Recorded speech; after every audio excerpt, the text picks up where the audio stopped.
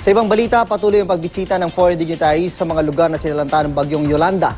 Kanina dumating ang hari ng Sweden sa Tacloban City, Leyte at ikinagulat niya ang sitwasyon ng mga kababayan natin doon. May ulat on the spot si Mark Zambrano. Mark? June, narito na nga sa Tacloban ang hari ng Sweden na si King Carl VI Gustaf para tingnan ang pinsalang iniwan dito ng Super Typhoon Yolanda.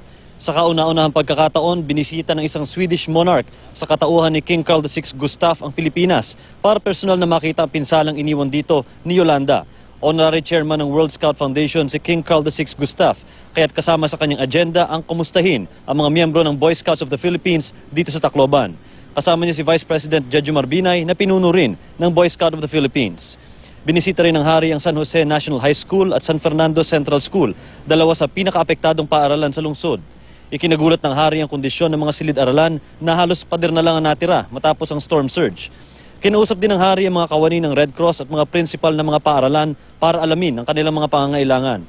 Nangako itong magpapadala ng tulong matapos magsagawa ng assessment kasama ang kanyang team. Binisita rin niya ang nawasak na Boy Scout building.